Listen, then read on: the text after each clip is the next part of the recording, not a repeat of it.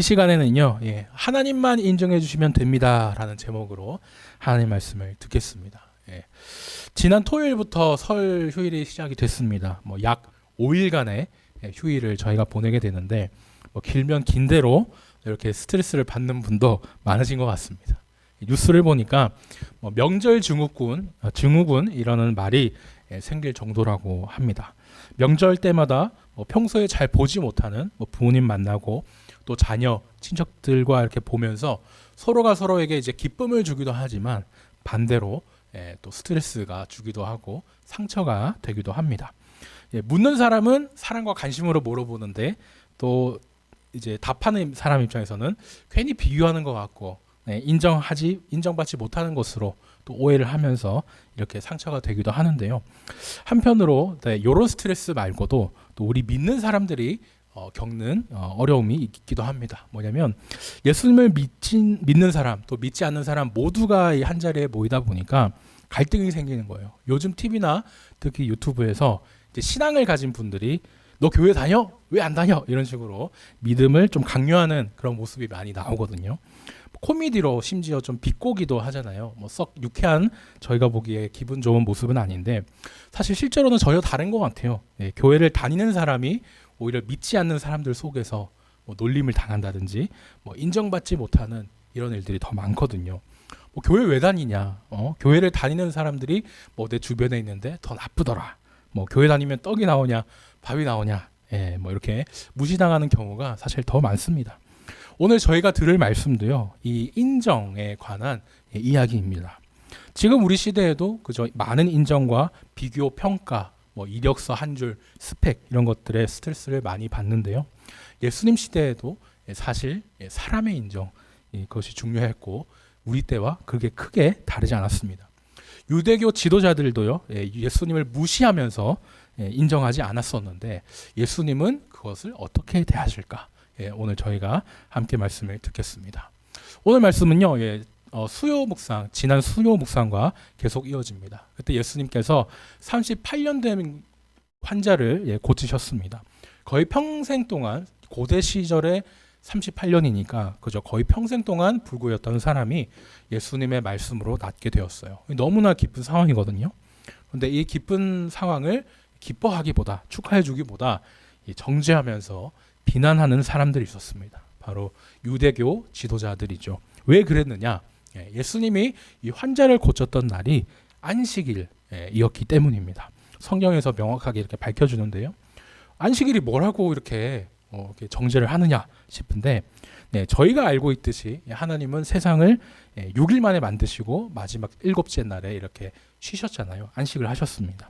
그래서 하나님께서 나도 7일째 날에 쉬었으니까 너희도 쉬어라 이렇게 말씀을 하셨고요. 그래서 저희가 이 일요일 날을 주일이라고 부르면서 또 매주 이렇게 예배를 드리고 있습니다. 예배를 드리면서 하나님 안에서 쉬는 거죠. 어떤 사람은 믿지 않는 사람들한테는 예배 드리는 게 고생하는 거지 왜 쉬느냐 하겠지만 저희에게는 하나님께 나아가서 쉬는 것입니다. 믿지 않는 사람들은요, 그죠? 집에서 편하게 쉬는 거 아니면은 놀러 가는 거 그게 쉬는 거지만 우리에게 안식은 다르죠. 하나님 앞에 나아가서 하나님께 모든 짐을 내려놓고 또 쉬는 것이 참된 안식입니다. 예배를 드릴 때 세상 염려 내려놓고 하나님 앞에서 마음 편하게 그렇게 쉬는데요. 평생 못 걷던 38년 된 이 환자가 안식일에 치료를 받고 다시 걷게 된 것도 안식과도 같습니다. 나는 왜 못 걸을까? 다른 사람들 다 걷는데 나는 왜 그때 죄를 지어가지고 뭘 했을까? 자신을 괴롭혔던 그런 죄책감과 죄, 고통 이런 속에서 드디어 이제 벗어난 거고요. 그 환자에게는 이제 자리를 들고 일어난 것이 쉬는 것이죠. 일하는 것이 아니라 고통에서 벗어나서 하나님 안에서 안식하는 고통에서 벗어나 쉬는 것과 같았습니다. 그런데 유대교 지도자들이 볼 때는요, 아니에요. 안식일에는 반드시 쉬어야 한다는 법이 있는데 이 병에서 나온 환자는 자기가 자리를 들고 일어나 걸은 것 아니냐. 이건 일한 것이다. 이렇게 환자들 안식일 법을 어긴 그런 죄인으로 본 것에 불과했습니다. 38년 된 환자에게는 걷는 것이 고통에서 벗어나 쉬는 거다. 이 본질을 예수님은 말씀하시고 치료를 해주신 건데 이 정반대였죠. 유대교 지도자들이요, 이제 예수님이 이게 환자를 고쳐주고 막 자신들에게 대든다고 생각해서 나중에 예수님을 죽이려고까지 합니다. 원래 죄는 하나님이 사람이 하나님께 지은 거기 때문에 용서도 하나님만 해주실 수 있거든요. 그런데 38년 된 환자를 예수님이 용서해 주십니다. 예수님을 향해서 네가 하나님이냐? 네가 뭔데 죄를 용서해? 넌 사람이잖아. 하나님 보고 사람이라니 신성 모독이야. 그러면서 예수님을 향해 저놈을 죽여라. 이렇게까지 나아간 것이죠. 명절날 뭐 정치 이야기나 이런 걸로 이제 싸우는 곳이 간혹 있는데 오늘 말씀에서는 예수님과 유대교 지도자들이 이렇게 서로 뭐 예수님이 정말 하나님이느냐, 하나님의 아들이느냐 아니냐, 막 그걸 인정하는 것을 가지고 싸우기 시작을 합니다. 예수님은요, 하나님이시자 또 하나님의 아들로서 이 땅에 오셨습니다. 죄 때문에 죽을 운명인 나를 대신해서 나를 살리려고 예수님이 대신 죽어주셨죠. 심판하시는 하나님이 스스로 심판 받으시면서 죽으셨고 나중에 사흘 만에 부활도 하십니다. 예수님이 이제 이 이야기를 쭉 이렇게 풀어줘서 해주시는데요. 그 말을 들은 유대인들은 오히려 더 화를 내죠. 뭐 스스로가 하나님의 친아들이라고 그러면서 자신이 하나님과 같다 뭐 이렇게 얘기를 하니까 더 대놓고 예수님을 죽이려고 합니다. 이런 상황에 이제 예수님이요, 마치 법정에서 변호사가 변호를 하듯이 예수님 스스로가 정말 나는 하나님의 아들이야 이렇게 그 사실을 변호하면서 증거를 말씀해 주십니다. 그것이 오늘 본문 31절의 배경이거든요. 예수님을 인정하지 않고 무시하는 이 사람들 앞에서 예수님은 어떻게 말씀하실까? 크게 네 가지의 증언을 주셔요. 하나는 좀 준비를 하는 그런 증언이고 뒤에 나오는 세 가지가 본격적인 그 증언이라고 하겠는데요. 제가 계속 하나부터 보겠습니다. 사실 예수님은 뭐 증거가 없으셔도 하나님의 아들이시죠. 뭐 해를 손바닥으로 가린다고 해가 없어지지 않듯이 뭐 유대인들이 인정하든 인정하지 않든 하나님은 하나님이시고 예수님은 예수님이십니다. 하지만 예수님은요, 구약에서 증인은 최소 2-3명 있어야 된다. 그 말씀을 하셨기 때문에 스스로 그 말씀을 지켜주세요. 증거가 필요 없어진 예수님인데도 이 유대인들의 수준으로 낮춰서 예수님께서 여러 증거를 보여주십니다. 그러니까 어떤 사람이 법원에서 당신이 했어 안 했어 이렇게 묻는데 저희가 안 했습니다. 증인은 바로 접니다. 이렇게 말할 수 없잖아요. 그렇게 뭐 증인이 될 수가 없죠. 그래서 예수님은 최소한 2-3명의 증인이 필요하고 그것을 구약에 말씀하셨기 때문에 그 말씀대로 또 그 수준을 맞춰서 스스로를 증인으로 세우지 않고 다른 사람들을 또 다른 분들을 증인으로 세워서 얘기를 해주십니다. 31절에 내 증언은 참되지 아니하되, 이때 참은 그 증거가 정말 진짜 증거로 인정되느냐 마느냐, 그 이야기거든요. 예수님은 예수님을 스스로를 뺀 다른 분들을 증인으로 이렇게 세워주세요. 제가 총 4가지가 있다고 말씀드렸는데 하나 준비 단계 빼고 이제 3가지가 이제 본질적입니다. 제일 먼저 준비 단계에서 나오는 그 증언은 뭐냐? 침례 요한입니다. 준비 단계에서 온 것이 침례 요한이에요. 구약 시대를 이제 마무리하면서 이제 요한이 한 일이 있습니다. 예수님이 이제 오시니까 회개를 해라. 천국이 가까이 왔다. 이렇게 이제 외쳤죠. 예수님이 오시는 길을 이제 닦았던 사람이 요한이었습니다. 유대인들이요, 예수님은 인정하지 않았지만 요한은 인정했거든요. 선지자로서 이제 말씀을 당연히 인정했던 것은 당연하고 그 삶을 보면서 야, 저 사람 봐. 왕궁이 아니고 도시 한복판도 아니고 저 광야에서 저렇게 허름한 옷을 입고 없는 형편에도 하나님의 말씀 전하네. 삶으로도 또 인정했던 그 사람이 요한이었습니다. 예수님은 나는 인정 안 해도 너희가 요한은 인정했지. 그 요한이 내가 하나님의 아들이라고 증언했잖아. 그거 까먹었어? 이렇게 요한을 이제 증인으로 댑니다.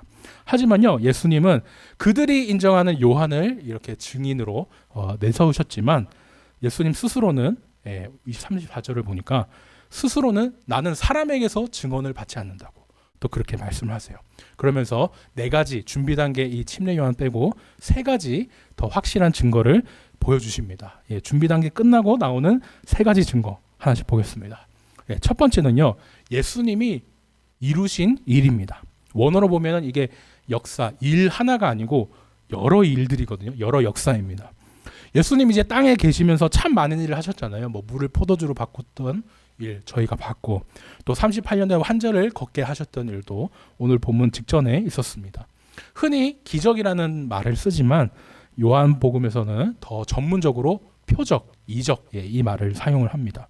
그냥 기적이 아니고 예수님이 하나님이라는 걸 표내는 기적이기 때문에 표적, 이렇게 이제 이야기를 하죠.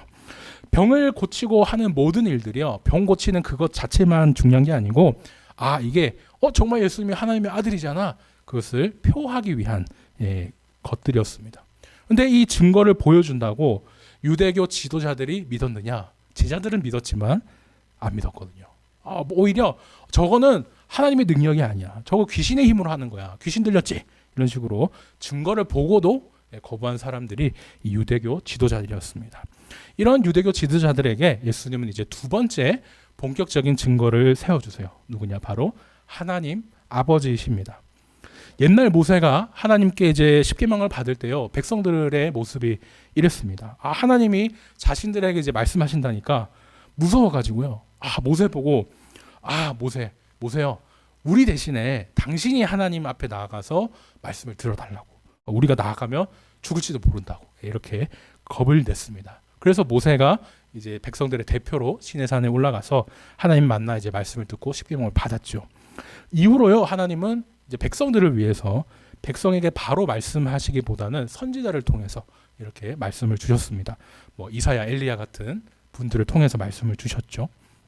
그런데 그렇게 하나님의 말씀을 받았던 그 구약 시대에 넘어서 이제는 신약 시대에 사람의 몸을 입고 예수님이 이 땅에 오셨습니다. 전에는 사람들이 하나님의 말씀을 감히 들으려고 해도 못 들었죠. 또 하나님의 형성을 보려고 해도 하나님의 영이시기 때문에 볼 수가 없었습니다. 그런데 그 하나님께서 사람의 몸을 입고 예수님으로, 지금 자기들 앞에 있죠. 유대인들 앞에 있습니다. 하나님이 자신들 수준에 맞춰가지고 이 땅에 와주셨고, 사람 몸에 갇혀가지고 계시고, 만질 수도 있고, 그런데도 당장 앞에 있는데도 예수님을 하나님으로 못 알아봅니다. 이 사람들은 증거가 있으면 믿을게, 그런 얘기를 하지만 정작 증거를 보여줘도 안 믿는 사람들이죠. 그 증거를 거부합니다. 왜냐? 말씀이 안에 없고 그 마음 문이 쾅 닫혀 있기 때문이죠. 그러나 그렇기 때문에 이제 세 번째 증거가 나옵니다. 그 세 번째 마지막 증거는 성경이에요. 가장 강력한 증거죠. 어떤 무속과 종교를 보면 그런 신의 얘기를 들어야 한다 이러면은 신에 들려야 된다든지 접해야 된다든지 영적인 눈이 있는 사람만 그런 얘기를 본다든지 듣는다든지 이런 걸 얘기하지만 그게 사실 정말 신의 뜻인지 확인할 방법이 없습니다. 그냥 그 사람이 그렇게 얘기하면 그런가 보다 이렇게 믿는 것밖에 없죠. 하지만 우리 기독교는 근본적으로 다릅니다. 그죠? 성경이 있기 때문에, 성경이 하나님의 말씀으로 있기 때문에 근본적으로 다른 거예요. 성경은 어느 누구나, 그죠? 어린아이도 명확하게 다 기록된 말씀이기 때문에 읽을 수 있습니다. 글을 읽지 못하는 분도 요즘에 들을 수도 있고, 그죠? 점자로 심지어 이렇게 장애인 분들도 읽으실 수도 있죠.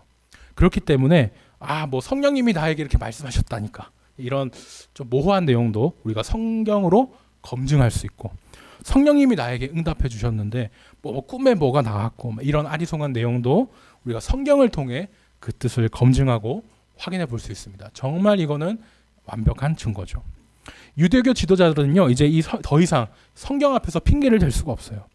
예수님은 어르신이 이제 어린아이를 혼내듯이 너희들이 구원받으려고 그렇게 영생을 얻으려고 열심히 구약을 연구하고 살펴보는데 그 구약 성경이 전부 다 나에 대한 이야기라니까, 이렇게 이제 말씀을 하세요. 유대인들은 정말 그 성경을 열심히 연구한 사람들입니다. 율법을 보면서 또 문자적으로 열심히 지키려고 이제 노력을 했죠. 심지어 그 열심히 하나를 지키라고 했다면 그 하나를 어길까봐 10가지 확대해서 조심하고 또 조심해서 하나님 말씀대로 살려고 했던 사람들입니다. 그런데 아쉬운 것은 그 열심만 있었지 그 방향이 완전히 잘못됐던 거예요. 첫 번째로 성경을 해석하고 알려주는 과정에 내가 해석하는 대로 남들이 다 따라주네, 자신들의 힘, 이 권력을 맛보기 시작합니다. 그러면서 성경을 자신들의 기득권을 유지하는 수단으로 쓰게 됐죠. 성경이 진짜 말하는 것과 다르게 자신들에게 유리한 것은 허락하고 아닌 것은 금지하고 막 이런 식으로 타락하기 시작합니다. 심지어 성경은 예수님이 구원자라고 이렇게 말했지만 계속 아닌데 나는 인정 못하는데 증거를 보고도 모른 척을 했죠. 그러고 나서 두 번째로 이 율법의 핵심을 놓쳤습니다. 원래 하나님은 율법을 너 왜 이렇게 안 살았어? 너 죄인이야. 벌 받아. 이런 의도로 주신 게 아니었습니다. 사람들이 먼저 하나님, 우리가 하나님께 이렇게 큰 사랑을 받아도 되나요? 우리가 하나님을 너무 사랑하는데 하나님 기뻐하는 일만 하고 싶어요. 어떤 일을 기뻐하십니까? 하나님 어떤 일을 좋아하시는지 알려주세요. 그 의도로 하나님께서 그래 너희는 그러면 이렇게 살아라. 나는 내가 거룩하니까 너희도 거룩하기를 바래. 내가 너희를 먼저 사랑했으니까 너희도 서로 사랑하길 바래. 이렇게 사랑과 은혜의 의도로 주신 게 율법이었습니다. 그런데 유대인들은 그죠? 그 원래 의도는 다 빼먹어 버리고 이거 먹지 마라, 뭐 저거 하지 마라. 그 옥죄는 율법으로 바꾸기 바빴죠. 하나님은요 안식일을 일주일에 한 번은 나에게 와서 쉬어라. 그 사랑으로 주신 건데 유대인들은 그 안식일도 하나님 앞에서 쉬는 게 아니고 그냥 집에서 손 까딱 안 하고 쉬는 그런 문자적인 걸로 해석해 버렸어요. 너 왜 안 쉬었어?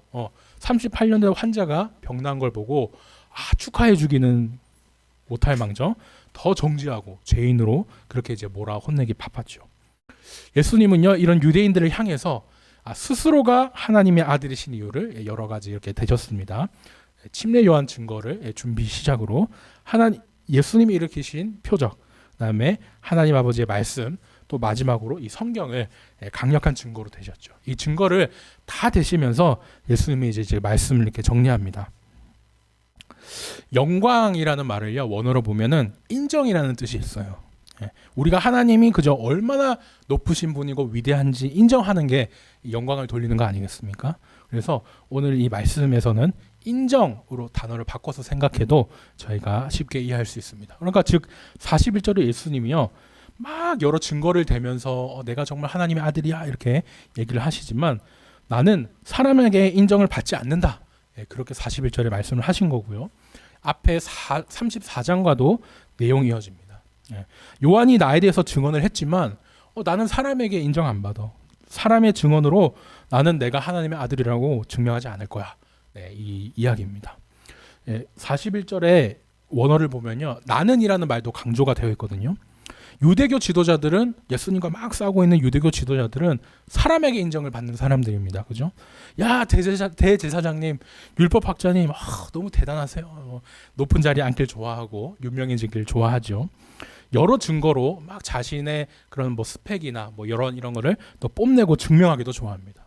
소위 세상에서 말하는 그런 스펙으로 더 인정받으려 하고 없으면은 반대로 또 남을 무시하는 이런 게 딱 전형적인 세상의 모습이 유대인들의 모습이었어요.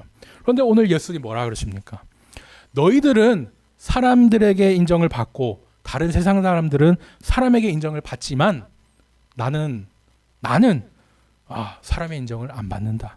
사람의 인정을 받지 않고 너희가 인정하지 않든 하든 나는 신경 안 쓴다. 네가 별로라고 무시하든 말든 난 신경 안 쓴다. 그렇게 말씀하세요. 그럼 예수님은 누구의 영광, 누구의 인정만 받으시면 됩니까? 44절 보니까 하나님으로부터 오는 인정만, 그 영광만 받으십니다. 유대교 지도자들은요 아무리 많은 증거를 내밀어도 뭐 침례 요한의 증거, 예수님이 하신 뭐 표적들, 뭐 하나님 아버지, 그다음에 뭐 여러 성경까지 됐어도 안 믿어요. 예수님 안 믿습니다. 내가 왜 예수님 믿어야 돼? 뭐 증거 대봐. 그렇게 말해서 증거를 대도 안 믿는 사람들입니다. 왜냐? 42절에 하나님을 사랑하지 않기 때문에 애초에 그 마음속에 말씀이 없어요. 그 문이 쾅 닫혀서 그랬습니다. 이 사람들은 하나님을 인정하지 않기 때문에 하나님의 이름으로 온 예수님도 당연히 거부하는, 믿지 않는 사람들입니다.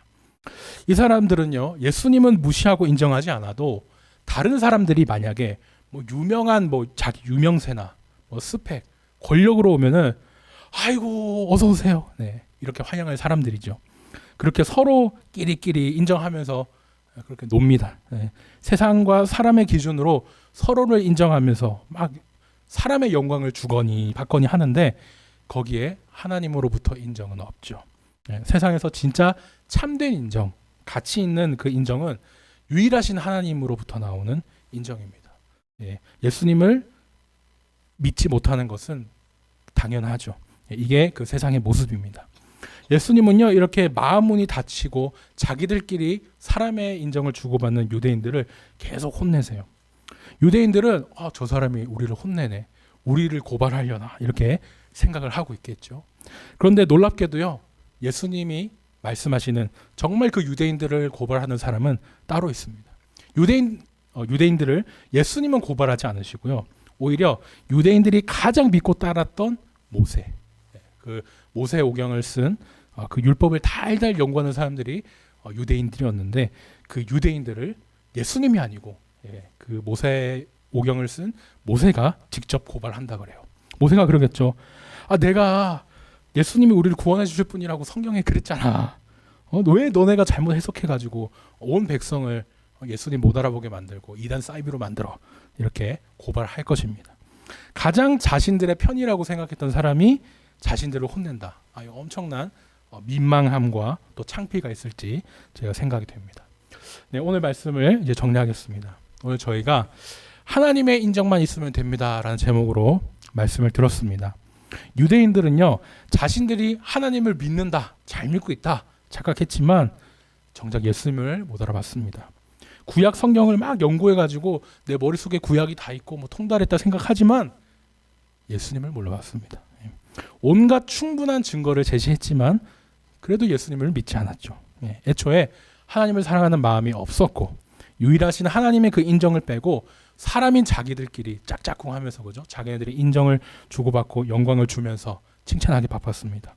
이 땅에 오신 예수님조차 인정하지 않았고 또 죽이려고까지 했는데, 그렇게 예수님이 하나님이신 분이 이 땅에 오셨는데 예수님도 이 땅에서 인정받지 못했고 무시당했다라는 그 사실이 참으로 놀랍습니다. 그런데 예수님은요, 이런 상황에 실망하거나 낙심하지 않으십니다. 오히려 난 알고 있었지 생각하시면서 나는 사람에게 인정받지 않는다고 말씀하시죠. 다른 사람들은 사람들에게 인정받으려고 막 기를 쓰고 애쓰고요, 사람들에게 막 인정 못해서 아니면 무시당해서 슬퍼하고 화내고 하지만 나는 상관 안 한다. 나는 하나님께만 인정받으면 된다. 이렇게 예수님 말씀하세요. 설 연휴에 저희가 이제 많은 사람을 만나게 됩니다. 가족과 친척들을 만날 때 머리로는 사랑하는 마음으로 궁금해서 물어보는 걸 알아요. 하지만 속에는 왜 좀 비교하지? 왜 뭔가를 보채지? 이렇게 생각할 수도 있습니다. 내가 인정받지 못한 것 같고 그것으로 또 스트레스를 받을 수도 있거든요. 더 나아가서는 저희가 신앙에서도 흔들릴 수가 있습니다. 믿지 않는 사람들 속에서 아직도 교회 다녀? 일주일에 하루 정도는 쉬어야지. 왜 교회 왜 다니냐? 신앙생활을 하는 내가 뭔가 인정을 받지 못하는 것 같고 무시당하면서 우리의 믿음이 흔들릴 때도 있겠죠. 세상 사람들에게 막 인정받지 못하니까 내가 이상한 건가? 교회 다니는 내가 이상한 걸까? 그런 생각을 또 하게 될 수도 있습니다. 그럴 때요, 오늘 저희가 들은 말씀을 기억하면 좋겠습니다. 요즘 사람들의 인정이 참 불완전하다 많이 느낍니다. 전에는 그저 유명하다고 막 사람들이 따르고 막 칭찬했던 그 사람이 하룻밤 만에 그저 뉴스의 보도나 이런 걸 따라 확 떨어져요. 막 어떤 사람은 우리 부모님 같이 포근하다 막 그렇게 할 때는 언제고 악덕업주가 되고요. 좋아서 날리다가 나중에는 싫어서 날립니다. 높이 올라갈수록 정말 높은 데서 떨어지는 것 같아요. 언제 바뀔지 모르는 이 사람의 인정, 사람의 평가. 저희는 이렇게 간사한 사람에게 인정받지 말고 유일하게 참된 인정인 하나님께만 인정받으면 좋겠습니다. 이 땅에 오신 예수님도요, 그 충분하고 많은 증거를 보여줬지만 유대인들 지도자들 보십시오. 인정하지 않고 무시하잖아요. 인정하지 않을 사람은 어차피 인정 안 할 거고요, 무시할 사람은 뭘 어떻게 하든 무시할 겁니다. 그러나 그때에도 우리는 낙심하지 말고 사람의 인정이 아니라 하나님의 인정을 바라면서 우리의 믿음, 예배, 신앙을 계속 지켜나갔으면 좋겠습니다. 예, 아무 쓰잘데기 없는 사람 평가 말고 하나님 보시기에 기뻐하시고 하나님이 인정해 주시는 우리의 삶과 생활, 뭐 직업 그 모든 것이 될 줄 믿습니다. 제가 표현이 세가지고 할까 말까 고민했는데 이런 말이 있잖아요. 김영삼 대통령 전 대통령이 했던 말 중에 닭의 목을 비틀어도 새벽은 온다 그랬고 북한 속담에 표현이 세지만 개는 짖어도 기차는 계속 달린다 이 말이 있더라고요. 예. 사람이 인정하지 않듯 우리는 하나님의 인정만 바라고 계속 우리의 삶과 예배, 생활 이어나갔으면 좋겠습니다. 바라기는요, 예, 사람의 인정이 아니라 하나님의 인정만 붙잡는 저와 우리 모든 성도님 되시기를 예수님의 이름으로 축원합니다.